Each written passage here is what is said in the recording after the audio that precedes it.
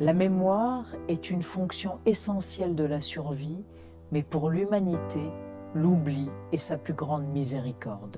Nous oublions la douleur des chutes, nous oublions le visage de nos ennemis et surtout, nous oublions les détails de nos pires jours. Mais pour Elias, cette miséricorde n'existe pas. Elias souffre d'une forme extrême d'hyperthymésie, une mémoire parfaite. Il se souvient de la texture de sa couverture à l'hôpital le jour de sa naissance. Il se souvient de la première odeur de sa mère. Son esprit n'est pas un fleuve qui coule, c'est un océan où rien ne s'évapore. Chaque instant de sa vie est stocké là. Au début, Elias pensait que c'était un don. Il était brillant à l'école, capable d'apprendre n'importe quoi en un instant.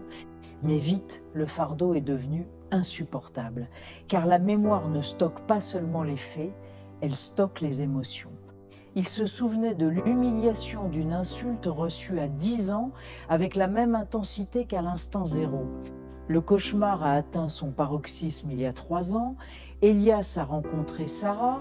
Elle était l'antidote parfait à son chaos mental. Avec elle, le présent était si fort qu'il noyait le bruit du passé. Ils se sont mariés, ils ont construit une vie. Mais 2 ans après leur mariage, un soir de pluie, alors qu'Elias rentrait du travail, il a eu un accident de voiture. Il a survécu, mais Sarah, qui était passagère, est morte sur le coup. Pour Elias, le temps s'est arrêté. Dans une vie normale, le temps aurait fait son œuvre. La douleur aiguë se serait transformée en nostalgie supportable. Mais pour Elias, chaque fois qu'il fermait les yeux, il revoyait le choc, le bruit du métal déchiré, le verre volant.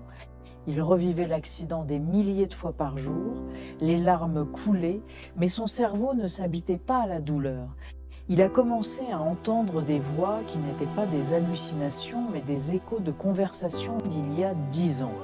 Désespéré, Elias a cherché une solution. Les médecins lui ont proposé un traitement expérimental, une lobotomie précise.